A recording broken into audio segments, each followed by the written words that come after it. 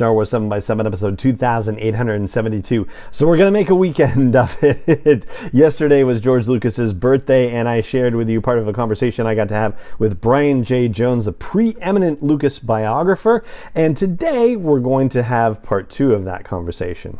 Punch it.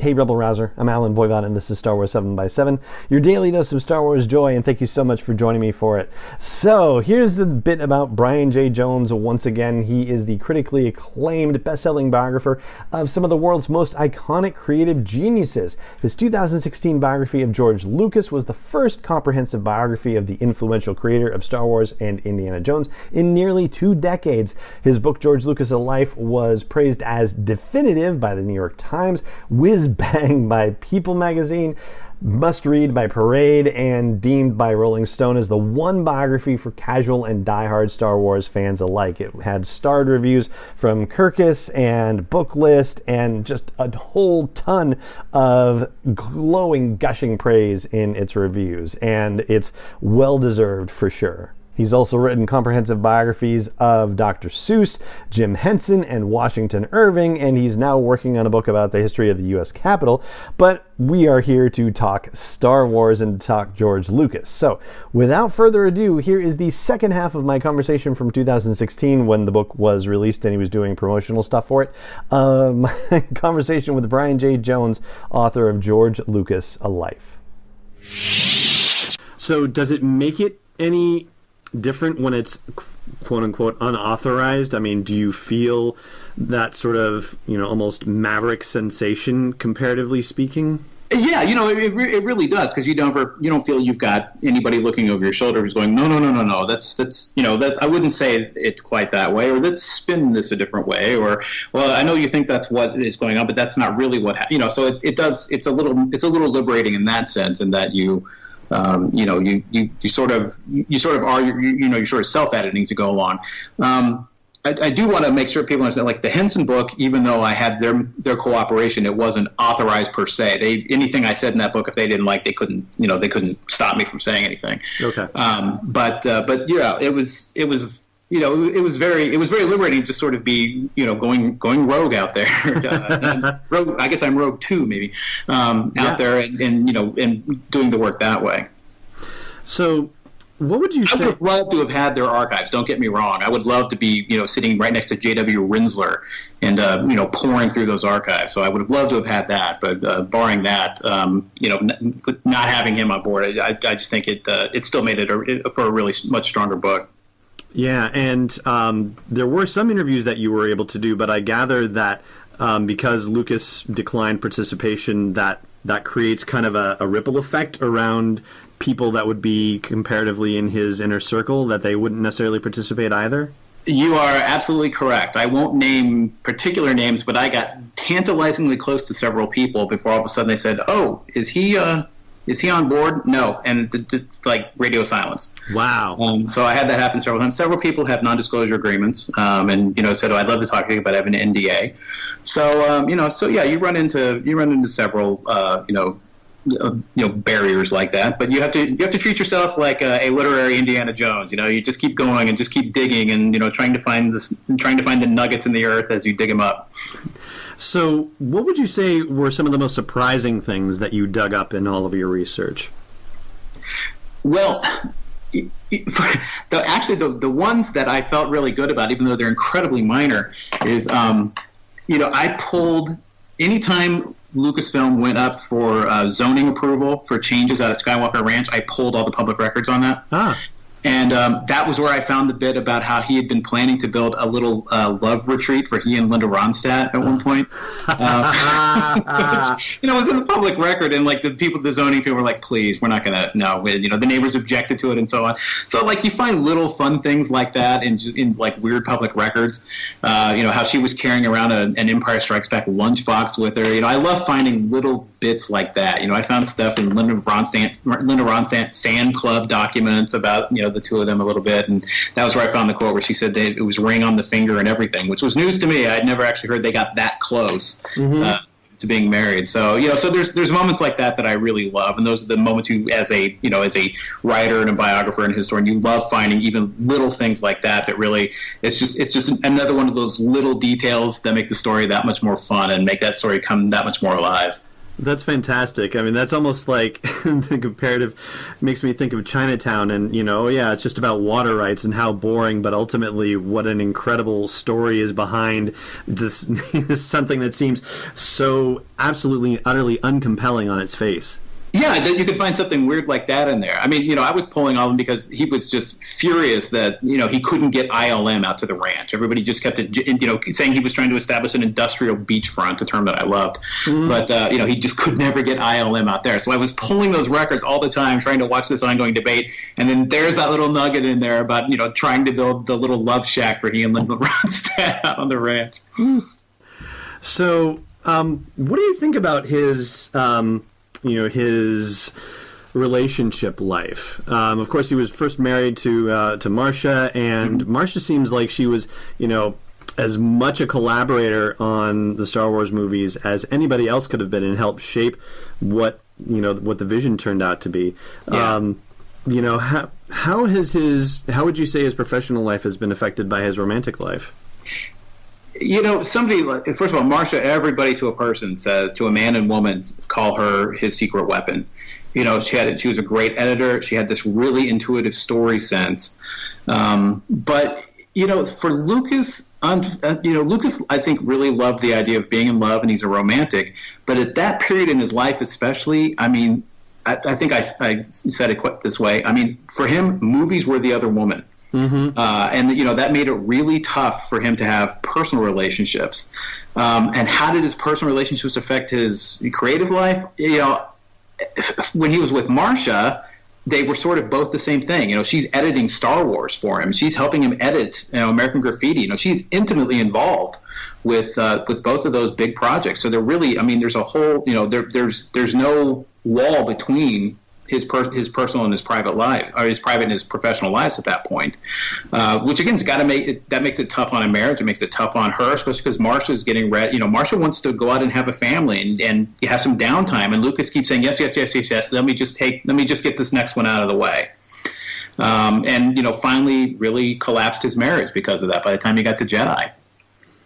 Then what happened at that point was, he really, the quote he actually had, I think at Rolling Stone at the time, was, "I've got to get my life back." And that was when he stops directing. And I mean, he stopped directing with Empire and Jedi, of course, too, but that's when he sort of starts working behind the scenes, building the ranch, becoming a producer, helping his friends, investing in movies he believes in, investing in movies I think that he wishes he would be making, things like Palquatsi and, Mishima, things like that, helping people pursue their art, and studios be damned. And so there's that period of about 10 years where he's really, sort of just working behind the scenes on that. So I think the fact that he didn't have much of a love life, that also kind of affected his professional life, because he's working behind the scenes to work on raising a family at that point. And he's dating Linda Ronstadt, and that's his kind of his sowing his wild oats in a way, I guess, if you will. Shaves off the beard, and there's I love the picture. I made sure I ran in the book a picture of him without his beard, because he looks so strange to us who are also used to him without that beard. Yeah, that's insane. And he was taking dancing lessons and learning how to play guitar and things like that.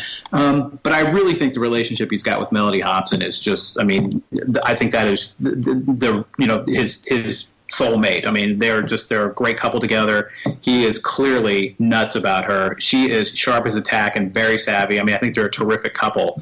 I think partly she's the one who, loosened him up. I mean, I think that's the reason he's, making fun of himself on Adult Swim and, things like that.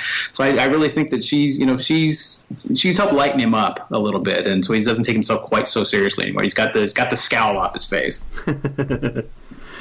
All right. You've been tremendously generous with your time, and I really appreciate it. I only have one or two other questions for you, Sure. if I may.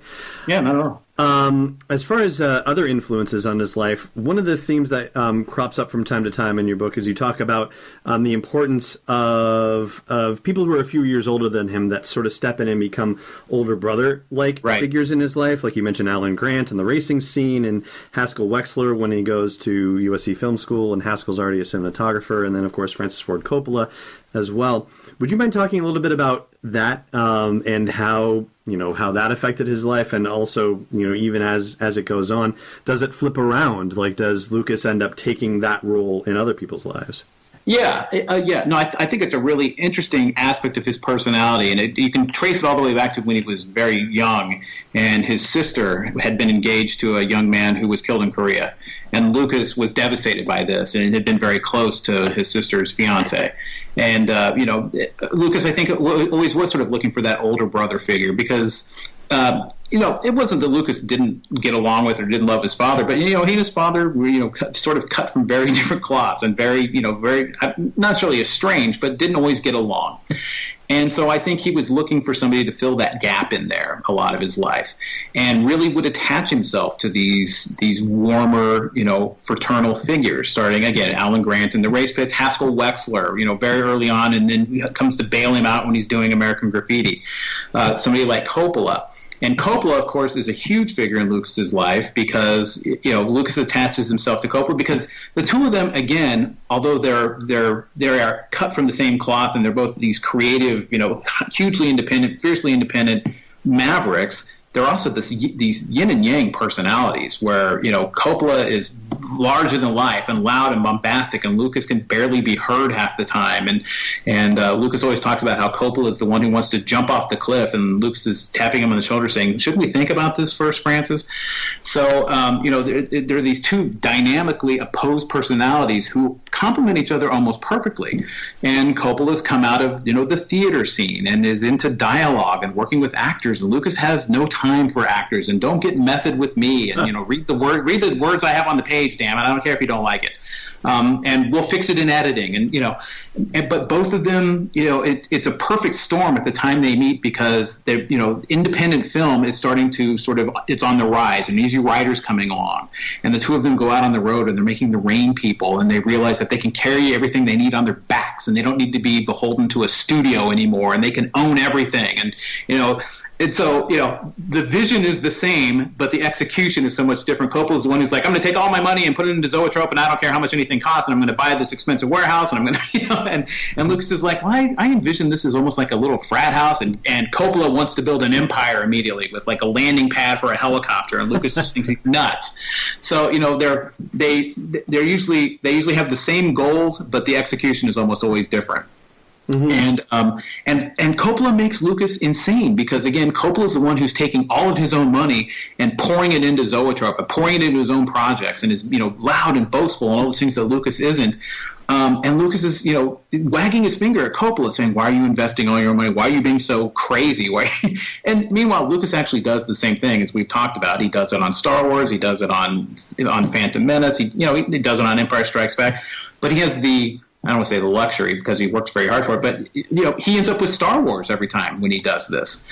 So he's always got the success. And Coppola, has One from the Heart, which bombs terribly, and he loses everything in that one. So Coppola's up and down, and Lucas is just on this constant rocket. So that finally does put their relationship, flips it, because Lucas and Coppola were always, to use Lucas's terms, they were always the Jedi Master and the Padawan, with Coppola as the Jedi Master. But as their relationship evolves, Lucas is clearly the one it becomes the Emperor. I don't want to say Emperor, he's not the bad guy, but Lucas is the one in control, and Lucas is the one with the money, and Coppola actually has to go on bended knee to him from time to time and say, "Can I get the money to finish? I want to do something like Tucker." And actually says he's embarrassed about having to go to Lucas to ask for money on these things. And Lucas, is very warm to Coppola, but then of course takes over the project entirely. And then Coppola, I love, goes out, does this preemptive strike to say it's not the movie he would have made at the height of his powers. And Lucas comes back and says, "When was the last time you made a decent movie, Fran?" I mean, it's like these two brothers just going at each other constantly. So it's a really charming and fun relationship. They clearly love and adore each other, even as they're down on the floor punching and pulling air. And there's another relationship, too, that comes out in the book, which is definitely different from all of the other relationships that George Lucas seems to have, and that's his relationship with Steven Spielberg. It seems like it's, I mean, and maybe it's because Spielberg was not part of the USC cohort. He was at, was it Long Beach State? Is that right? Yeah, he was at Long Beach State, and sort of came up through the not interning, but like came up through the Universal Studios chain of command. So I think that in those early days, especially when Lucas and Coppola are working on Zoetrope and this independent film, Spielberg's not asked to join them, and I think because he has a little bit too much of a stink of Hollywood about him at that point, because he's come up through Universal, been nurtured by the studios, nurtured by the man, So, and I think they viewed him as a little too close to Hollywood. But Lucas and Spielberg are closer in age to each other. They both speak, Lucas and Coppola speak the same filmic language, but Lucas and Spielberg speak the same language, and they know all the same references. They both come out of, EC Comics and DC Comics and, playing with model trains and toys and cartoons and comic books. They've got a lot of the same background, not just the way they view film and art, but they've got the same background. They watch the same TV shows. Spielberg's more of a video game than Lucas is, but Lucas gets that. So, they're closer in age, which makes them, this very genuinely warm, less older brother, younger brother relationship he's got with Coppola. It's more of a equals relationship for the two of them. They trust each other implicitly and explicitly. When Lucas is doing the Raiders of the Lost Ark and he's doing all the Indiana Jones movies, he kind of knows he can hand the keys over to Spielberg, who's going to take great care of these projects. That was the pressure Ron Howard felt on Willow. This was an original story that Lucas had, and he was handing the keys to Ron Howard, and Ron Howard's like, I'm going to try not to drive this into the ditch because I know this is one of Lucas's pet projects. So, he had that relationship with Spielberg where he'd say, here's the great idea I have. We're going to have, Lawrence Kasdan come in and write the script for it, and we're going to be, and, just know sort of intuitively that Spielberg gets it, isn't going to mess it up.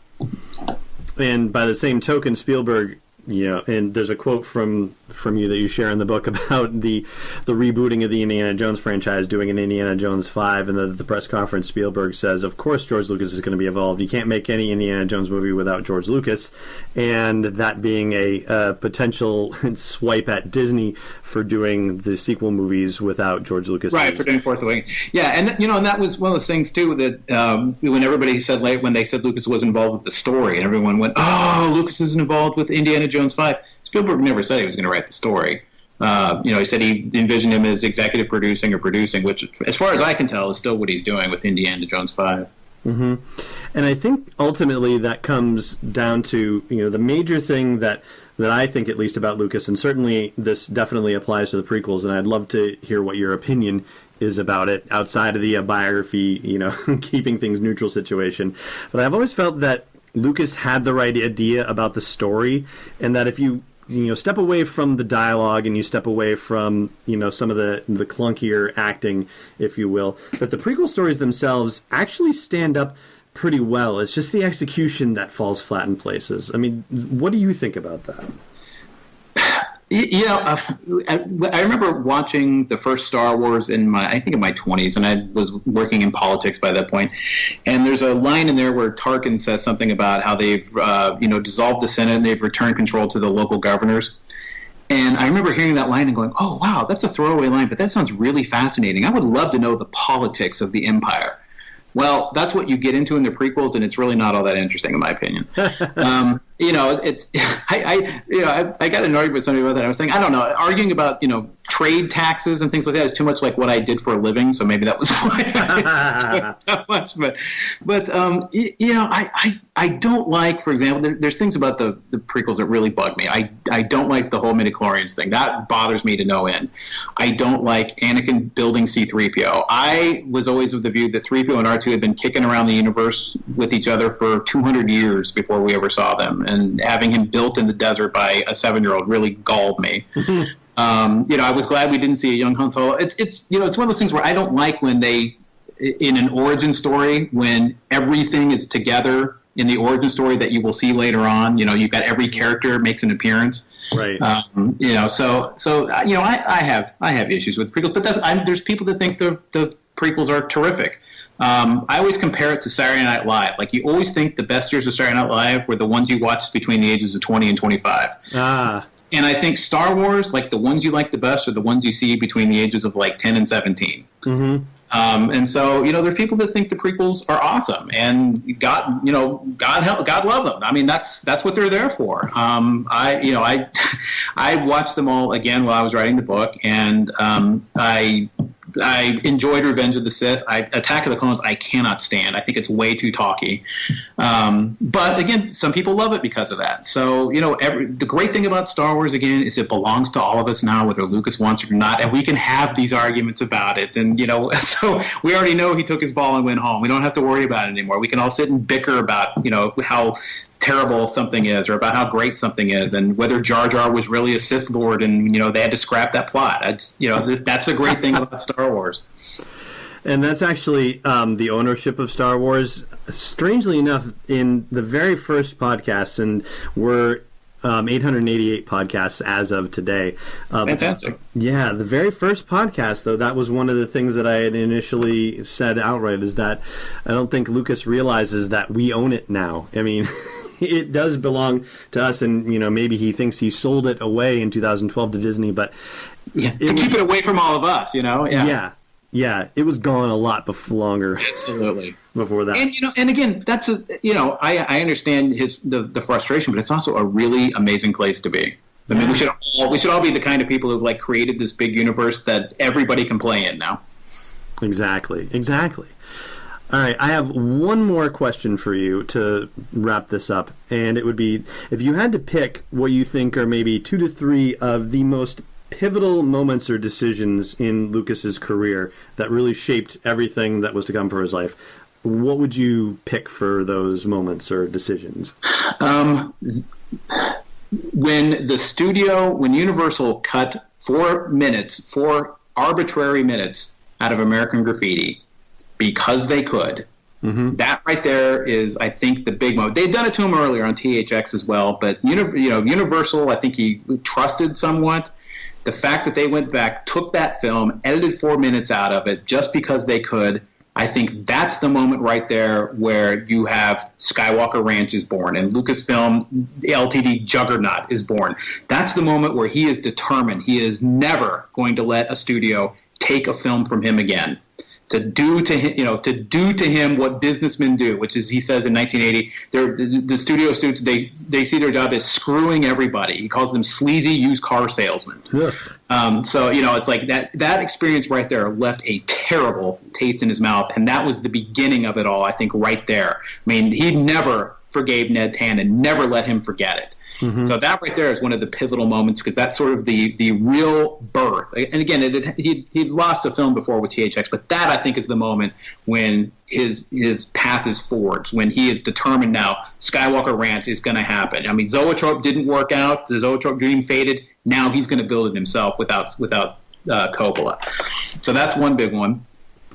I think another one is even more recently when he's out trying to get Red Tails. And this, again, they both play into Lucas's views of Hollywood and the way artists should be viewed in cinema.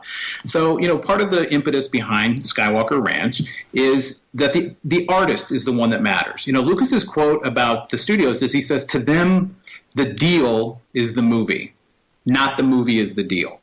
So, that to him is what Lucasfilm and Skywalker Ranch is all about. The movie is the deal, not the deal is the movie.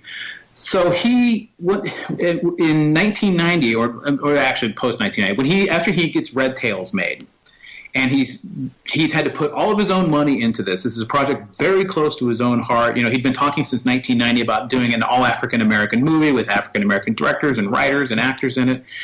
Can't get it made. Finally makes it with his own money. Takes it around for distribution. Some of the studios don't even send people to see the movie. That really hurts his feelings, and again, that really disgusts him. I mean, he goes on Jon Stewart and essentially calls out the studios as racists. Saying they're not going to touch this film because it's got black actors in it. Because it's a black director. I mean, he's really galled and annoyed with Hollywood, and I think that's the moment, more than the prequels tanked or people didn't appreciate the prequels. I think that's the moment, more than that, when he decides I'm done with this.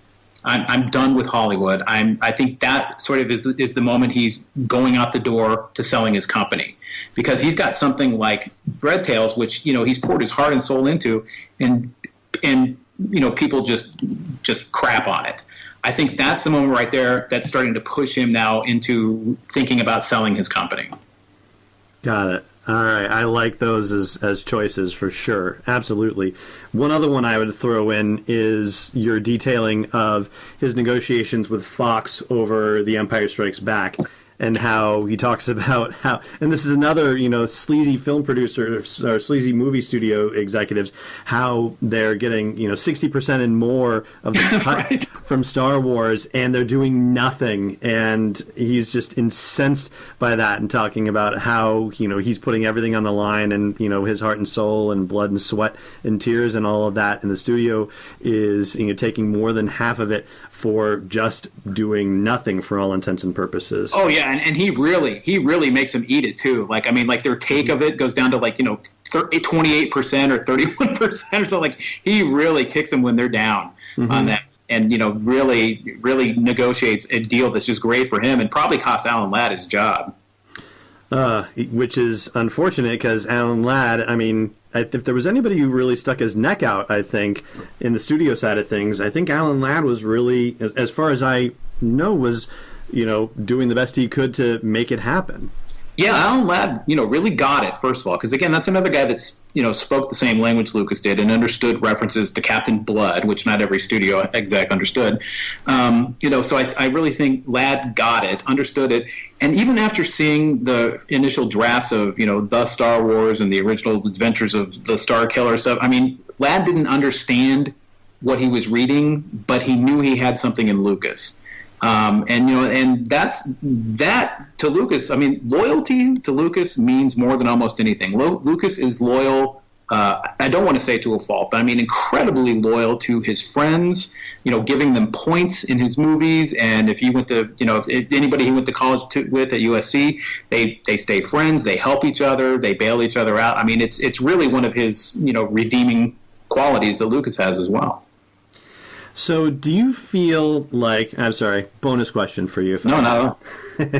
So with all of the work that you've done, and would that this could be a living document, as it were, because, of course, he is still a living figure in our lives, do you feel a weight of responsibility in the sense that, you're the first person who's taken on something of, this, kind of level of scholarly pursuit, and this will probably be the definitive work, certainly, that is produced in his lifetime. Do you feel any sort of responsibility, number one, to, pick up a second half of it after he has passed on? And, two, possibly, do you feel, considering, the weight of what you've done, that you carry some responsibility for, even shaping the way that he is viewed by future generations?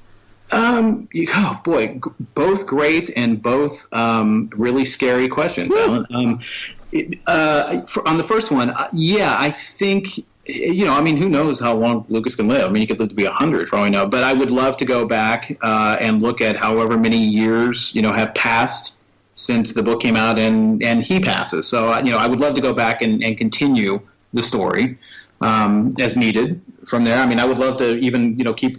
I would love to still know, how this whole museum thing plays out. I've been following that almost since the moment I first had the idea for the book. He was already fighting with the Presidio, so that's been going on as long as I've been working. So yes, I would love to go back and update it in later versions if given the opportunity. Second, one of the things that I did want to do with this is, we tend to think of him in silos. Like, we tend to think of, here's Star Wars, and he was working on Star Wars, and then Star Wars came out. And then Empire Strikes Back, that one came out. And then Raiders of the Lost Ark, that one came out. Like, we tend to see his life as this series of silos all neatly lined up next to each other. When really, once you start looking at everything, it's all jumbled around, and he's got different projects in the hopper at different times, and everything's crossing over, and there's nothing very neat or tidy about his creative process on these films, because he's got so many balls in the air at so many different times. So one of the things that I, I hope to do, and that I think is worthy of, people taking away from his life, is, all these things that Lucas has actually done. I mean, I think it's worth appreciating. So many of the things we take for granted about film, especially nowadays, digital filmmaking and the way they sound in the theater, and how we can have THX home systems at home, and we all, like in The Simpsons, we all cheer for the THX logo as our teeth explode, and and digital filmmaking and Pixar animation and being able to manipulate stuff on our computer at home now. And the way movies are merchandised, and the way we all, buy the soundtracks to movies now. I mean, he came up with so many of those because he was trying to control and protect his own artistic integrity.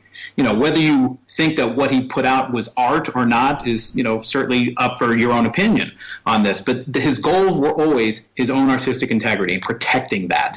So I think it's worth appreciating and respecting that, in the context even of all these, iconic movies he's done, these iconic characters he's created. The entire time he's doing that, he's also really advancing the ball. He's really advancing filmmaking. He's advancing the way we think about film, the way films are marketed, the way they're merchandised, the way people now hold on to sequel rights. And, nobody just makes one Avengers movie, they make 7.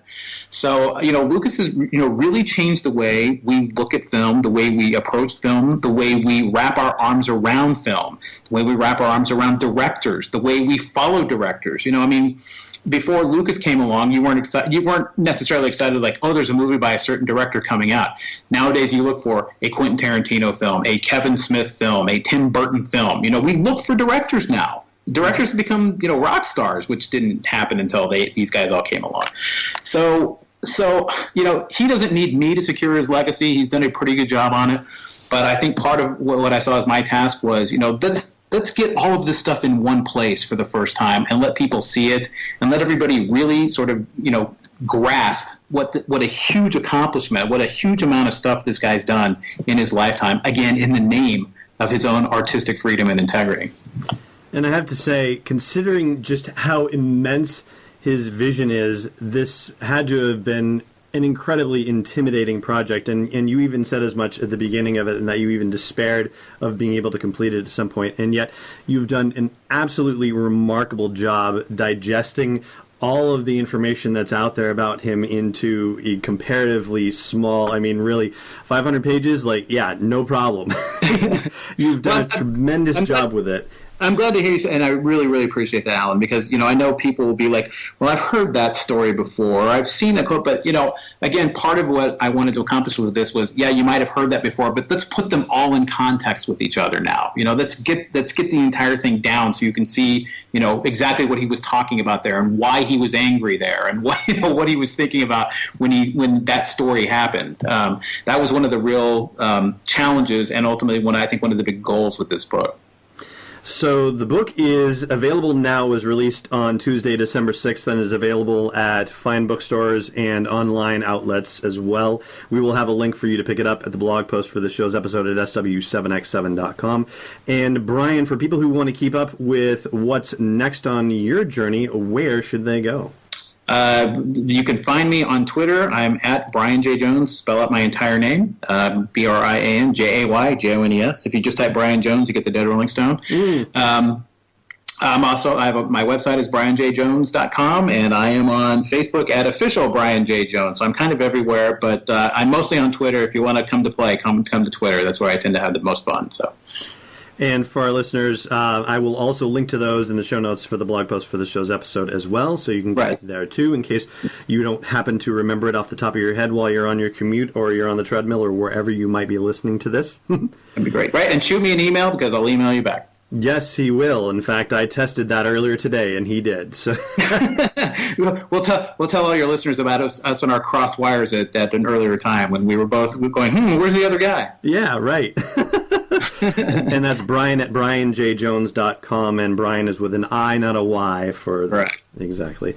So, Brian, thank you again so much for being so generous with your time and your insights and sharing all these wonderful stories about George Lucas and about your scholarly work in digging into his life and conveying the scope and breadth of his vision and all of the incredible dirty details underneath it. Not dirty in a bad way, just, the messy bits of life and business and love and all of those remarkable things that help to create one of the most amazing forces of personality and pop culture and technology that I think any of us will ever encounter. Well, I really appreciate that. And Alan, one of the great thrills of having written the Jim Henson biography was I got to know all the Muppet fans. And one of the great things about having written a George Lucas biography is I now get to know all the Star Wars and George Lucas and Indiana Jones fans. So keep the cards and letters coming. It's such a privilege to be able to talk with everybody. Thank you very much. And for everybody listening, thank you so much for tuning into this podcast and this special conversation with Brian J. Jones. There you go. That is the end of my conversation with Brian J. Jones, author of the definitive and essential biography, George Lucas: A Life. If you have enjoyed the show, I hope you will continue to stay connected with me on social media channels, TikTok, Instagram, Twitter, all that good stuff. And I hope you'll also consider supporting the podcast even further by joining me over at patreon.com/SW7X7. So that's going to do it for today's episode of the show, and it just remains for me to say thank you so much for joining me for it as always, and may the force be with you wherever in the world you may be. Star Wars 7x7 is not endorsed or sponsored yet by Lucasfilm Limited, Disney, or 20th Century Fox, and is intended for entertainment and information purposes only. Star Wars, the Star Wars logo, all names and pictures of Star Wars characters, vehicles, and any other Star Wars related items are registered trademarks and/or copyrights of Lucasfilm Limited, or their respective trademark and copyright holders. May the force be with them. All original content is copyright 2021 by Star Wars 7x7. We hope you love it.